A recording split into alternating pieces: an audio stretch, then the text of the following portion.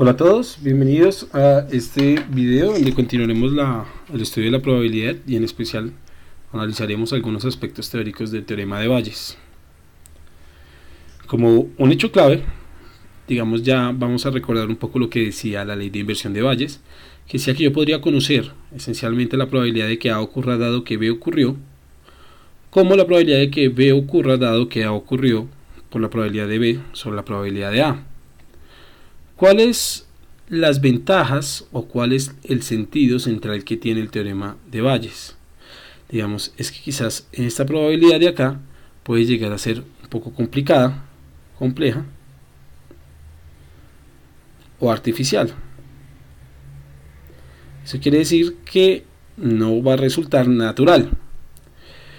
Y en contraparte, yo puedo tener que esta probabilidad de acá puede resultar ser mucho más natural. Eso quiere decir que a la luz del teorema de Bayes, esta de acá va a ser mucho más natural.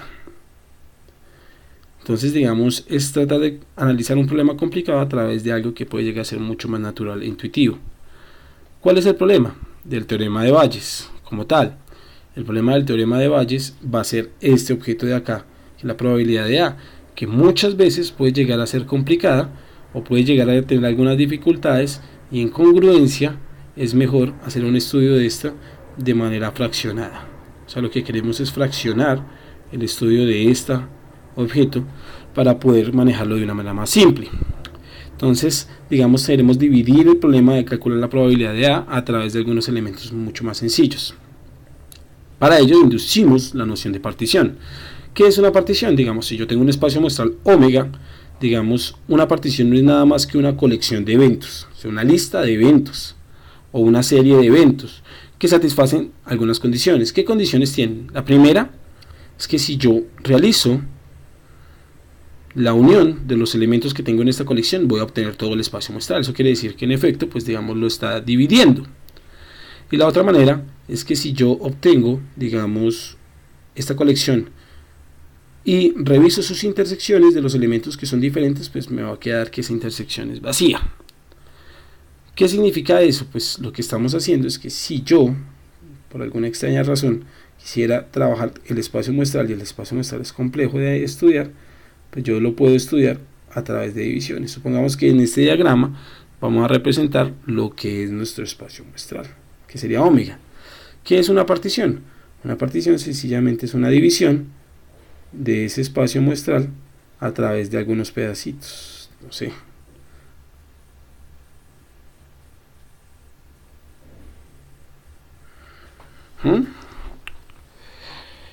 Entonces, en este caso, pues en este ejemplo tendríamos una partición en cuántos pedacitos. Tendríamos aquí un primer pedacito que sería E sub 1, un segundo pedacito que sería E sub 2, este de acá que sería E sub 3, este de acá que sería E sub 4, esto que de aquí quedaría E sub 5, y esto que quedaría E sub 6, o esto de acá que quedaría E sub 7.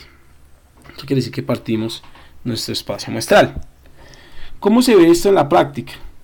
En la práctica esto se ve de la siguiente forma. Supongamos que yo tengo un evento cualquiera. Bueno, un evento cualquiera no. Supongamos que yo tengo una serie de trabajadores o de personas que estoy haciendo pues en mi empresa un estudio sobre la obesidad, o sea, si tiene obesidad o no, digamos una condición. Automáticamente eso divide a nuestro espacio muestral en dos. Los que tienen obesidad, ¿cierto? Los que tienen obesidad por un lado y los que no tienen obesidad. Pero piensen que también en mi encuesta yo puedo hacer un estudio. Entonces digamos, ahí tendremos una primera partición, que sería los que tienen obesidad a los que no tienen obesidad, ¿cierto? No puede existir una persona que tenga obesidad y no tenga obesidad. Y la segunda partición que yo le puedo establecer, supongamos, en el ejemplo, es tomando acá abajo las personas que son de género femenino y tomando en la parte de arriba aquellos que son de género, dijimos abajo femenino, entonces pongamos acá abajo masculino. Ya le ponemos nombrecitos para que eso no nos vaya a confundir. Entonces esencialmente aquí estaríamos los de género masculino y aquí abajito los de género femenino. Entonces vean que en un estudio tan sencillo como sencillamente mirar la obesidad y el género, podríamos tener que nuestro espacio muestral, que serían todos los integrantes que yo tengo en mi encuesta, yo lo puedo partir entonces a través de dos categorías, femenino, masculino, obesidad o no obesidad. Obviamente podemos interpretar, este segmento de aquí me va a quedar o me va a representar aquellas personas de género femenino que tienen obesidad, y por ejemplo este de acá me estaría representando a las personas de género masculino que no tienen obesidad. Entonces digamos, tengo dos maneras de partirlo con solamente dos categorías. ¿Cuál es lo que me permitiría hacer esto? Yo estaría, por ejemplo, ¿cuál es la probabilidad de encontrar a alguien que no tenga obesidad dado que es de género masculino, ¿cierto? O podría tratar de estudiar la probabilidad de que sea hombre dado que no tiene obesidad. Entonces digamos, todas esta la clase de probabilidades condicionales que tenemos ver. Y para eso es útil hacer particiones de mi espacio muestral. ¿Qué es lo que pasa con esto? Digamos, si yo tengo un evento A y una partición de omega, automáticamente induzco una partición de A. ¿Cómo pasa esto? Resulta que si yo tengo este espacio muestral y está partido, y yo estoy contemplando un evento A, supongamos que este es mi evento A, pues, vean que automáticamente yo podría calcar los elementos de la partición dentro de A, o sea, yo podría calcar, si tuviera buen pulso, veamos esos elementos de la partición aquí adentro de A. ¿Y qué condiciones tengo? Pues obviamente si yo tengo una partición del espacio muestral, automáticamente parto mi evento A también en pedacitos. Este es el pedacito que está tanto en E1 como en A, será el pedacito que está tanto en E4 como en A, es el pedacito que está tanto en A como en E6. Y eso es lo que nos está diciendo allá. Digamos, la manera de partir a través de esta es a través de la intersección, de intersectar A con alguno de esos elementos S u I. Pero ¿para qué nos proviene esto? Digamos, lo interesante de esto es que pues obviamente si yo quiero estudiar la probabilidad de A, pues la puedo estudiar a través de la probabilidad de la unión de todos esos elementos de la partición, que pues obviamente me van a dar A. Pero como son disyuntos, la definición de función de probabilidad me va a decir que esto es igual a la sumatoria de todas estas probabilidades. Que ahora bien, la sumatoria de estas probabilidades de acá, por las propiedades de la probabilidad condicional, me van a quedar como la probabilidad de su I por la probabilidad de A dado de su I. Y digamos, este hecho supremamente interesante que me está uniendo como los dos lados de la ecuación, es decir, que me están uniendo esta parte de acá, que sería la probabilidad de A, con lo que puedo ser representado, pues nos va a quedar, digamos, unido con este hecho supremamente fundamental. Y eso es lo que vamos a conocer nosotros como el teorema de Bayes. ¿Qué afirma el teorema de Bayes? Digamos que si yo tengo un evento A y una partición del espacio muestral, entonces la probabilidad de que pase su 1 dado que ocurre A, pues va a ser igual a la probabilidad, aquí tengo que corregir esto, perdón, esto acá es un palito, no es la intersección, es el palito, ¿cierto? De que ocurra A dado de su 1, se me fue el simbolito, pido excusas, la probabilidad de que ocurra A dado que ocurrió su 1 por la probabilidad de su 1 sobre la probabilidad de A. Pero como habíamos mencionado, quizás en algunas ocasiones es difícil hallar cuál es la probabilidad de A. Y por ello acudimos a la fórmula que vimos anteriormente, que se conoce como el teorema de la probabilidad total, ¿cierto? Se conoce como el teorema de la probabilidad total. Solo que no queremos poner tantos nombres.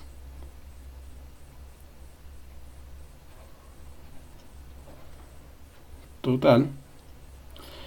Y digamos, nos va a quedar expresado de esta manera. Va a quedar entonces que la probabilidad de E1 dado E2 es entonces, recordemos que aquí esto es un error mío, se tuvo que haber puesto el palito para decir que era la probabilidad condicional de A dado de su 1 por la probabilidad de su 1 sobre la probabilidad de A de esa suma que era la que habíamos mencionado anteriormente. Quiero que aquí hagamos una pequeña distinción, que esto no es nada más que la parte de arriba son mis casos favorables, es decir, seguimos en el mismo juego de los casos favorables, y acá abajo lo que tenemos son los casos totales. Esto de acá, si bien el teorema de Bayes tiene una formulación teóricamente bastante densa, yo la puedo obtener de alguna manera un poco más simple. Aquí tenemos de nuevo el ejemplo que analizamos en el video anterior, de donde tenemos una bolsa con 3 balotas blancas y 6 balotas negras, o sea, una primera bolsa que tiene esta condición, vamos a señalarla, ¿cierto? Y una segunda bolsa que tiene esta condición, que tiene 5 bolas blancas y 3 bolas negras. que se saca una de la primera sin verla y se deposita en la segunda, y ahí es cuando vuelvo a sacar una segunda balota para ver el color. Como ya habíamos mencionado, digamos, la manera de distinguir qué es lo que podría pasar acá sería a través de un diagrama de árbol. Ese diagrama de árbol lo que me está diciendo es que la primera podría ser blanca o que la primera podría ser negra. ¿Cuál es la probabilidad de que la primera sea blanca? La probabilidad de que la primera sea blanca, entonces es sencillamente decimos tenemos 3 casos favorables de las 9 balotas y por lo tanto en este caso va a ser 3/9. ¿Cuál es la probabilidad de que la primera sea negra? Entonces de nuevo casos favorables van a ser 6 de los 9 totales. Ya con esto en la mira pues podemos probar sacar cuánto sería una probabilidad acá y esta probabilidad acá, o sea en este caso de que la segunda balota sea blanca o que la segunda balota sea negra. ¿Cuál es la probabilidad de que la segunda sea blanca? O sea, ¿cuál es la probabilidad de que la segunda sea blanca suponiendo que la segunda sea blanca suponiendo que la primera es negra? Entonces, ahora bien, como saqué una blanca, eso ya se sabe, al ingresar a la segunda balota tenemos 6 blancas y 3 negras. Eso quiere decir que tendremos en total 9 bolas, de las cuales 6 son blancas. Y la probabilidad de que la segunda sea negra, dada que la primera es blanca, pues en este caso tendríamos 6 blancas y 3 negras, pues tendríamos 3/9. Vamos ahora por acá abajo. Si queremos que la segunda sea blanca o queremos que la segunda sea negra, pues eso cuánto va a ser. ¿Cuál es la probabilidad de que la segunda sea blanca, dado que mi primera bola fue negra? Entonces, como la primera es negra, ya voy a tener 5 blancas y 4 negras, realmente, porque recuerden que la echamos ahí en la segunda bolsita. Entonces tendríamos 5 blancas y 4 negras, eso quiere decir que tenemos 5 casos favorables sobre 9 totales, pues porque teníamos 5 y 4, 9. Y la probabilidad que la segunda sea negra, dado que la primera haya sido negra, pues como tendríamos ahora 5 blancas y 4 negras, pues va a ser 4/9. Recuerden también que cuando yo multiplico o hago el rastreo de ramas, por lo que obtengo la probabilidad de la intersección. Entonces, ¿cuánto es esto? Sería 6 por 3, 18, y 9 por 9, 81. La probabilidad en este caso va a ser 3 por 3, 9, sobre 81. Aquí me va a quedar 6 por 5, 30, sobre 81. Y finalmente aquí me va a quedar, pues 6 por 4, 24, sobre 81. Entonces ya tenemos la probabilidad de las intersecciones, o sea, lo que vamos a llamar rastrear las ramas. Supongamos que ahora me están preguntando cuál es la probabilidad, vean este caso mucho más interesante, de el hecho de que conociendo que yo al final tuve una bola que fue blanca, ¿cierto? Cuando ya saqué la segunda bola, saqué blanca, ¿cuál será la probabilidad de que la primera haya sido negra? Entonces ustedes se dan cuenta, esta probabilidad ya no es, digamos, fácil desde el punto de vista, pues que yo en la segunda de la primera bolsa no tuve ninguna información, solamente tengo la información de la segunda bolsa. Entonces digamos, en este caso, cuando yo hacía el supuesto de que haya sido blanca o haya sido negra, era muy fácil contarlas, pero digamos, en este caso no va a ser tan sencilla. Digamos, ¿cuál es la probabilidad que haya sido negra, dado que haya sido blanca? De que, digamos, que la segunda haya sido blanca, dado que la primera haya sido negra. Esta probabilidad no es natural. ¿Y cómo la hacemos? Sencillamente lo que nos dice el teorema de Bayes es lo siguiente. Nos dicen que esto de acá va a ser exactamente igual a la probabilidad, recuerden, hacemos inversión, o sea que la segunda sea blanca, dada que la primera es negra, por la probabilidad de que la primera haya sido negra, sobre la probabilidad de que la segunda haya sido blanca. ¿Y cómo funciona realmente este teorema de Bayes ya en la práctica, o con la realización de estos árboles? Pues realmente diremos casos favorables sobre casos totales. ¿Cuál es el caso favorable que me están pidiendo? Digamos, el caso favorable es este. Blanca la segunda, dada que la primera fue negra. Eso es, blanca la segunda, dado que la primera sea negra. Vamos a resaltar esa rama a través de eso. O sea, nuestros casos favorables van a ser estos de acá. vamos a resaltarlo en rosado, pues en moradito, pues esta es nuestra rama que nos está diciendo el caso favorable. Entonces, probabilidad de N1 por la probabilidad de B2 dado N1, sabemos que esta multiplicación pues es 30/81. Entonces ya sabemos que el caso favorable, que es esta multiplicación, pues es la misma que la multiplicación de su rama, por lo tanto da 30/81.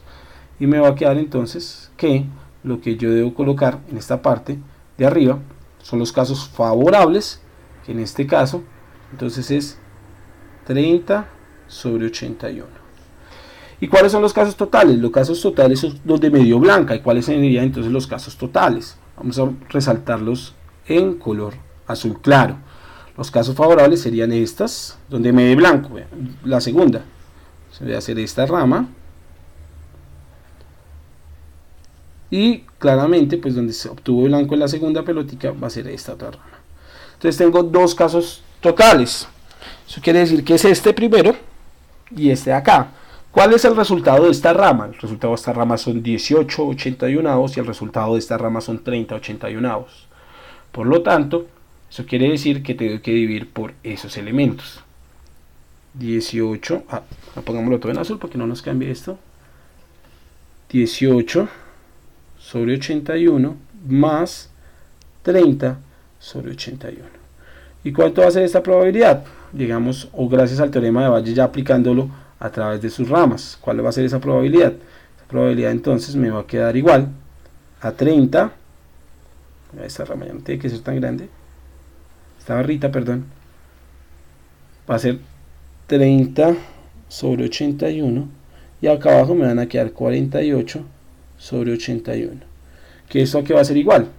Pues va a ser igual, obviamente, a hacer una orejita o simplificar a 30/48. Y aquí sí podemos darnos la pela de simplificar. Sacamos mitad, nos va a quedar 15/24. Y esto ya no tiene...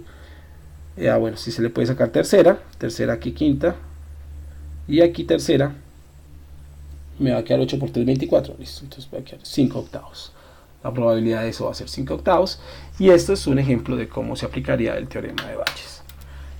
Entonces, muchas gracias y nos veremos en el próximo video.